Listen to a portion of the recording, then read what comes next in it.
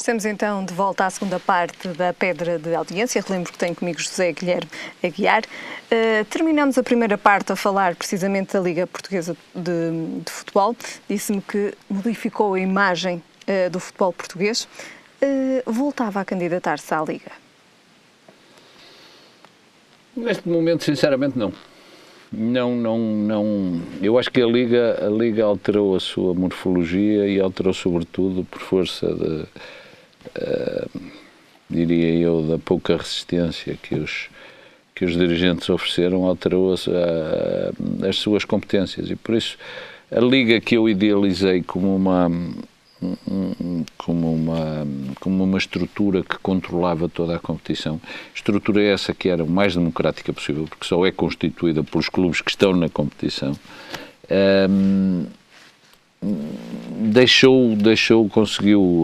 alterou a sua morfologia, deixou fugir determinadas competências para a própria Federação. A Liga neste momento é um fiscal com muito pouca força. E por isso, quando não há força, as pessoas tendem a menosprezar, inclusivamente, e a violar com muito mais, e a desobedecer e a desrespeitar muito mais depressa e com muito mais facilidade. E por isso seguiu outros moldes a Liga? Está neste momento com outros moldes, sobretudo a nível de competências.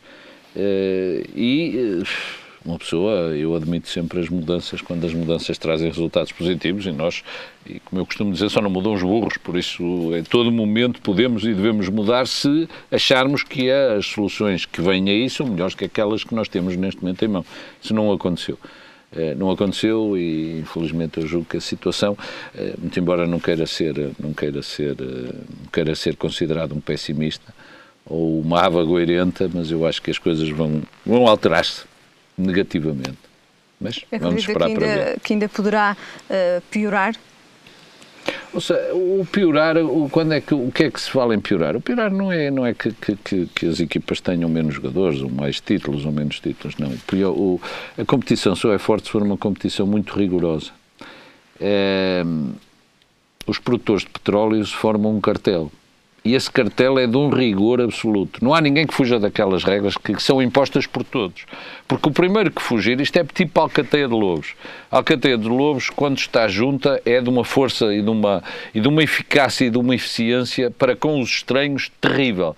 Mas é engraçado que são eles os primeiros. Essa alcateia mata os lobos que estiverem fracos. Isto é, destrói exatamente aquelas situações onde as fragilidades do coletivo possam aparecer. Não vou levar à ideia de que as pessoas têm que morrer ou os clubes têm que acabar, mas muitas vezes as coisas têm que ser feitas sob pena de nos confrontarmos com situações drásticas que já aconteceram, clubes e sociedades anónimas que já acabaram e não foram assim tão poucas, e vamos ver aquelas que nos tempos mais próximos também irão ter o mesmo destino. Tem uma forte ligação e um currículo invejável ao desporto, mas a par desta ligação e deste currículo tem também um currículo invejável na política. Prepara-se para regressar agora à Gaia como candidato independente. Estava à espera desta situação? Ficou de alguma forma magoado com o PSD depois de ter sido uma das escolhas da situação de ter despolutado o que despolutou? Olha, se me pergunta se na altura fiquei magoado, vou ser verdadeiro, fiquei surpreendido, mas estas coisas na vida passa tudo e o meu objetivo era Gaia e por isso eu costumo dizer que quando nos fecham uma porta nós temos que fazer os possíveis por abrir a janela e por isso esta candidatura há 6 meses não era contra quem quer que fosse, agora também não. Agora é uma candidatura por Gaia que tem adversários, e os adversários são os meus concorrentes, aqueles que também querem legitimamente concorrer ao município de Vila Nova de Gaia, e por isso eu estou a concorrer contra esses meus adversários, mas a favor do município. Por isso, quando acabar, e tudo se acabará no dia das eleições, em que o povo, e só o povo, irá determinar quem é que será o próximo Presidente da Câmara de Gaia, nessa altura, pelo menos para mim, eu estou a falar pela minha pessoa, todas as querelas se acabarão E, naturalmente, eu espero ser eu o Presidente da Câmara de Gaia, colaborarei com todos, todos estarão dentro do projeto. Ninguém poderá dizer que está fora, porque só estarão fora aqueles que não puserem o interesse de Gaia acima dos seus interesses egoísticos e pessoais. É provável que possa acontecer isso nessa situação. Será naturalmente, deixará de ser um parceiro todo aquele que perfilhar esse princípio de que o individual está acima do coletivo. Para mim, não. Acha que o facto de não ter uma máquina partidária na sua candidatura pode, de alguma forma, ser uma desvantagem? Também lhe vou ser direto e verdadeiro. Inicialmente era esse um dos meus receios. Neste momento acho que é essa uma das minhas enormíssimas vantagens. A vantagem de uma candidatura independente, de se abrir à sociedade civil, de nós verificarmos que as pessoas estão por nós, não porque tenham o cartão partidário, mas porque perfilham a mesma ideia. Porque aqui não há adeptos, não há clubites. Aqui aparece um candidato, mas o candidato não pode estar sozinho, porque não há nenhum candidato que possa ser a título individual. Aparece uma equipa, mas aparece sobretudo uma ideia. A ideia mestra, naturalmente, é Gaia. Gaia, o futuro de Gaia, a qualidade de vida dos gaienses, tratarmos do nosso concelho, e que é um concelho onde os níveis de exigibilidade cresceram tremendamente. E por isso é preciso ter em consideração isso, e é preciso ter em consideração a atual situação em que nós todos vivemos dentro do nosso Portugal também. E, concretamente, o município de Gaia também não é exceção. Mas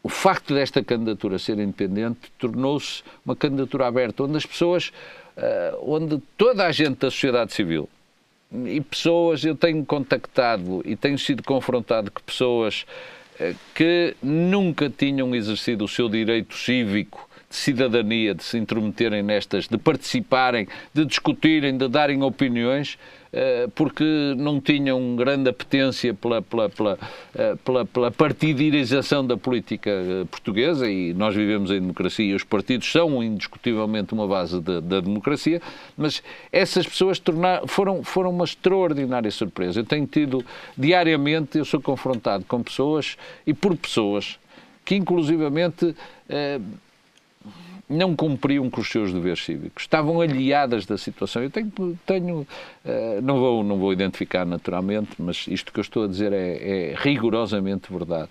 Isso que lhe dá força para continuar. Eu tenho pessoas, outro dia eu estava numa mesa com um grupo muito grande, para a qual eu tinha sido convidado a almoçar.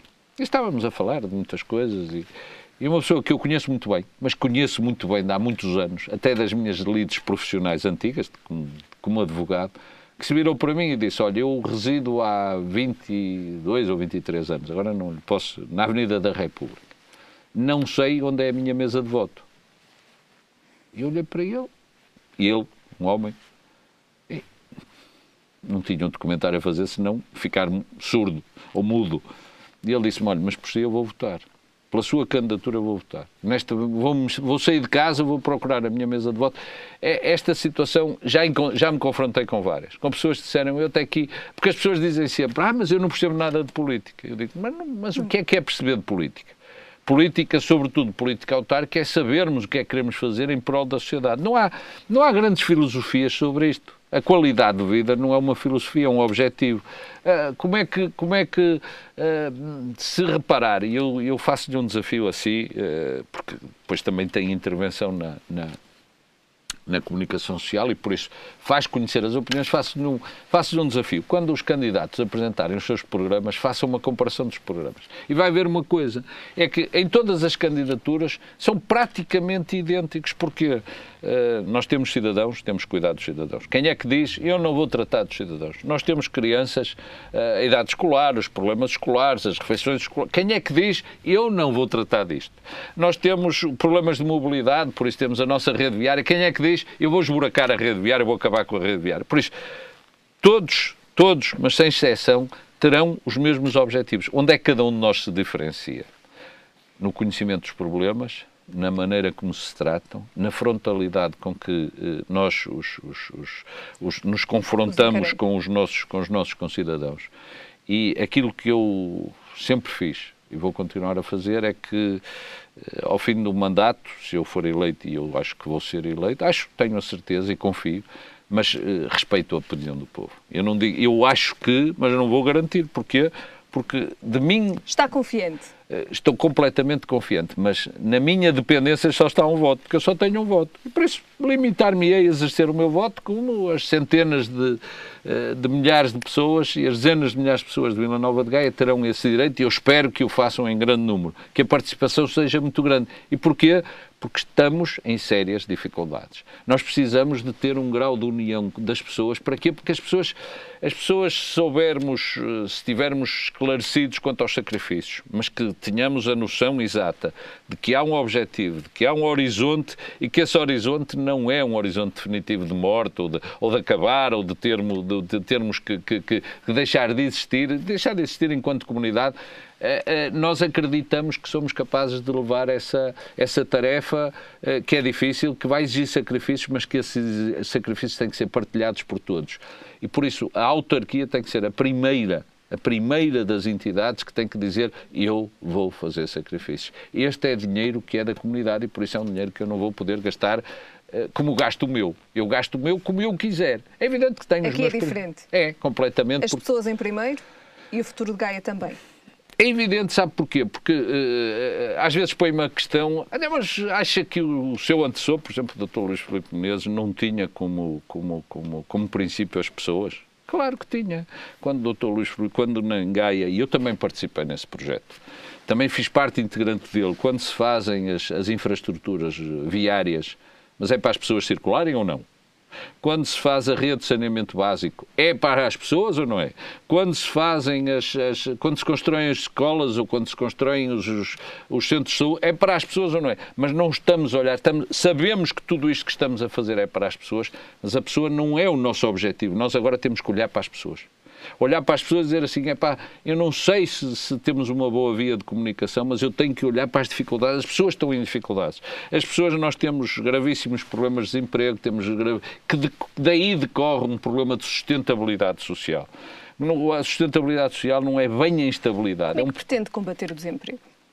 E Gaia é um dos mais afetados pelo desemprego?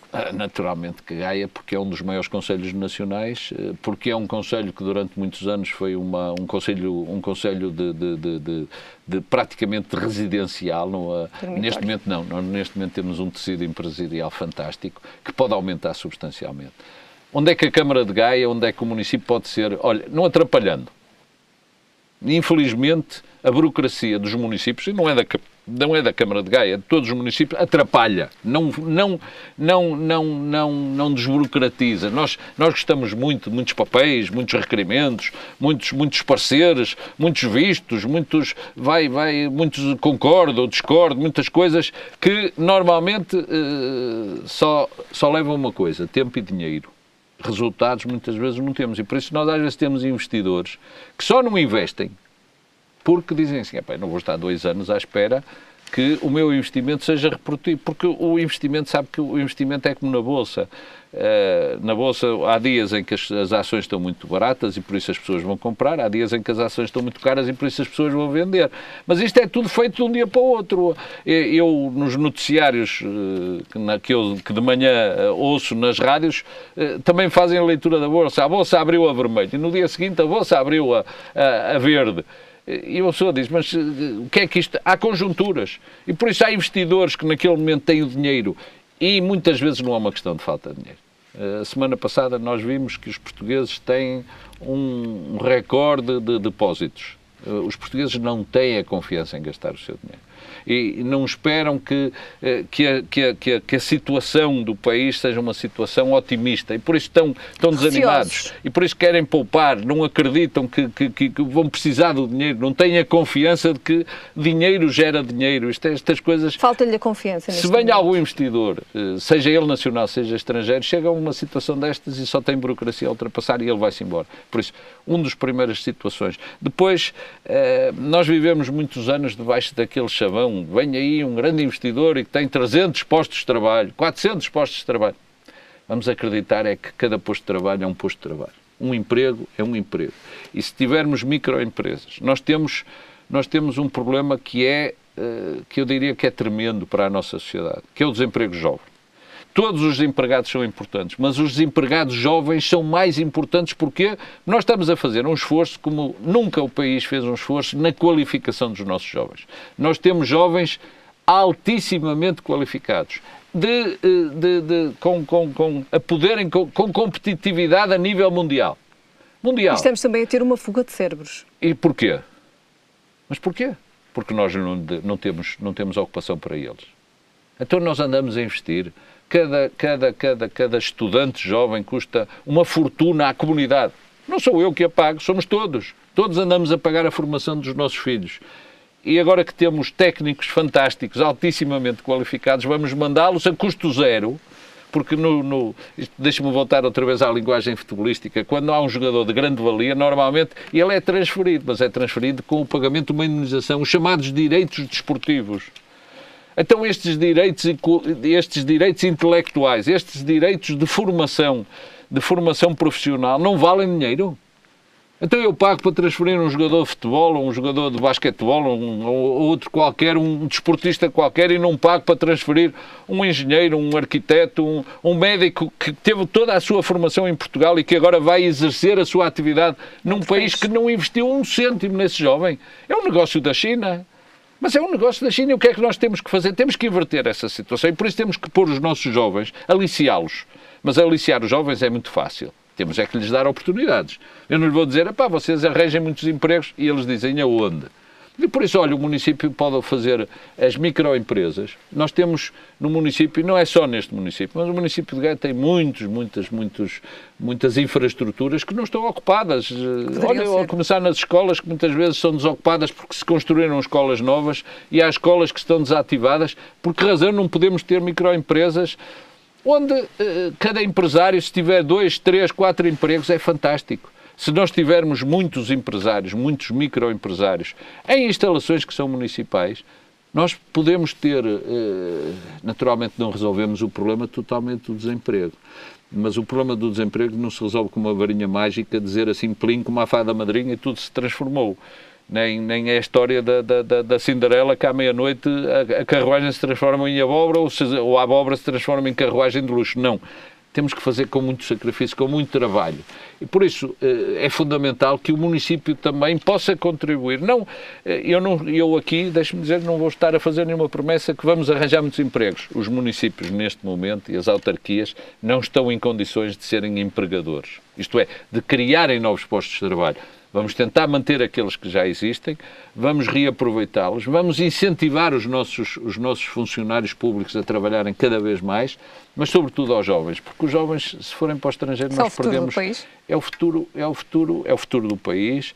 É um problema grave, porque se os nossos jovens forem embora, os nossos jovens neste momento já não são aquilo que nós nos habituamos a ver na imigração, quando os nossos imigrantes eram imigrantes não qualificados e por isso passavam situações de grandes dificuldades para poderem ganhar o seu dinheiro para depois regressarem ao país. Canalizavam as suas poupanças para o país. O jovem, não acredito, porque o nosso jovem tem cultura e tem know-how suficiente para estar no Catar, na China, nos Estados Unidos, na Alemanha, onde qualquer parte do mundo. E por isso ele, quando lá chegar, não tenho dúvida nenhuma que se vai radicar lá. E por isso, ao radicar-se lá, vai quebrar o elo de ligação, inclusivamente familiar. Nós temos um elo de ligação familiar que é ancestral, que nós estamos habituados a ter as nossas famílias, os pais, os avós, os filhos, os netos, e cada um vai tomando conta uns dos outros. Se os filhos faltarem, quem vai tomar conta dos pais? Depois, quando os pais chegarem à idade em que a sua segurança, pronto, naturalmente, quem não cuida dos seus idosos é porque não tem memória. Agora, como é que isso vai passar? E esses jovens estão a trabalhar no estrangeiro, esses jovens estão a pagar a segurança social, ou seja lá o que for, a contribuição, num país estrangeiro. E depois quem vai assegurar que os seus pais, que lutaram tanto, que geraram tantas receitas, que possam ter a justa cobertura à sua velhice. E por isso, nós ainda não nos consciencializamos bem dos riscos que nós estamos a ter, porque não é só o facto de... Nós tratamos esta coisa do desemprego como um mero... É um número. Hoje temos 18%, amanhã temos 10%, depois temos 12%, depois vem uma notícia que diz já há menos desempregados no centro de emprego, porque se calhar as pessoas já desistiram, inclusivamente. Já há menos... perdem a esperança. O problema está na comunidade, na sociedade. Nós temos é que atacar o problema de fundo, porque não são meras estatísticas. Seria muito fácil. Não são apenas números. São apenas números, mas nós somos seres humanos, não somos números e temos de ser tratados. E tratar essa gente. Em Gaia dá-se muitas vezes esta explicação. Nós temos um número grande de desempregados, mas uma percentagem muito grande, e é verdade, 52% dos desempregados de Gaia são desempregados de empresas que não estão sediadas em Gaia. E eu pergunto-lhe qual é... E o que é que eu, como Presidente da Câmara, fico a lucrar com isso? Passo a dormir melhor durante a noite se souber que uma maioria de desempregados... Não. Durmo pior, porquê? Porque o problema está em que há 33 mil desempregados. Não me interessa se eles foram desempregados no Porto, se na China, estão cá, estão a morar em Gaia. Isso é um problema de Gaia. É um problema da comunidade. E para a qual o Presidente da Câmara tem que se fazer parte integrante da comunidade. Não vai resolver os problemas todos. Agora, as pessoas têm é que estar convencidas de que pode ser também um auxiliar, pode ser um motor de desenvolvimento. A Câmara pode, por exemplo, baixar as taxas e os impostos das empresas que criem emprego. A Câmara pode privilegiar a relação de serviços, de prestação de serviços com empresas que tenham emprego jovem. Podemos, é evidente que tem limitações legais, quer dizer, não podemos também, não pensem que estas coisas, às vezes as pessoas ouvem e depois, porque é que não fez? Não, dentro das limitações, dentro dos parâmetros legais que nós temos, porque não nós privilegiarmos essas empresas que empregam os nossos filhos, que empregam os nossos jovens? É evidente, pergunta-me assim, mas os jovens dos outros concelhos não são importantes? São tão importantes como os concelhos de Gaia, só que eu sou candidato à Câmara de Gaia e por isso é com os jovens de Gaia, é com os idosos de Gaia, é com as crianças de Gaia, é com os cidadãos de Gaia que eu vou estar preocupado. Portanto, todo um trabalho ainda a fazer e certamente que terá que ser feito. Saiu recentemente, e também para terminarmos esta entrevista, saiu recentemente uma sondagem divulgada pelo JN em que dá um empate técnico entre Eduardo Rodrigues e José Guilherme Aguiar, e Carlos Abreu Amorim aparece em terceiro com apenas 23% das intenções de voto. Sendo que de alguma forma o candidato do PSD está em desvantagem pelo facto de não conhecer Gaia, não ser de Gaia? Eu tenho a minha leitura. Mas é evidente que teria que se perguntar a cada das pessoas que deu a sua opinião nessa sondagem por que razão é que não privilegiou, porque a razão é que não optou pelo candidato que é apresentado pelo PSD. E, sobretudo, se nós fizermos esta leitura, que nós temos que fazer a leitura de números. Sondagens são sondagens. Para mim, a sondagem fundamental é, como dizia o jogador do Futebol Clube Porto, João Pinto, prognósticos só no fim. Por isso, não vale a pena estarmos aqui a dizer nem embandeirar em arco, nem cair em depressão. Agora, há realidades que são palpáveis. Se nós vemos os números da eleição que antecedeu este mandato, onde o Dr. Luís Filipe Menezes ganhou as eleições em Gaia com 62% dos votos expressos. Desses 62%, se nós fizermos a conta em que eu tive intenção de voto de 30,7%, e o candidato do PSD teve 22,2%, quer dizer que há aqui 52 e quase 53%. Dos 62 ainda faltam 9%. 9% de pessoas que acreditaram no projeto autárquico que estava a ser apresentado pelo Dr. Luís Filipe Menezes. Desses 62, já há uma partilha. Há muita gente que se arroga, sou eu o herdeiro. Não, o herdeiro, aqui não há herdeiros. E não há herdeiros, sabe porquê? Porque a herança é de Gaia. A herança é Gaia dos gaienses. Estamos praticamente a terminar. É uma continuidade. As sondagens, eu acho que e acredito na seriedade das empresas que fizeram essa sondagem, significa apenas uma coisa. A opção das pessoas que foram ouvidas, e essa não foram um número muito limitado, é uma opção que deve ser tida em conta. E nós devemos aprender de que, no fundo, o povo não é parvo. José Guilherme Aguiar, só para terminarmos, e vou-lhe pedir, se eu lhe pedisse 2 palavras para se definir, que palavras utilizaria? Para fecharmos esta entrevista. Sério e empenhado. Muito bem. Quero agradecer-lhe esta entrevista. Quanto a nós, ficamos por aqui. Uma entrevista informal com José Guilherme Aguiar. Já sabe, voltamos para a semana.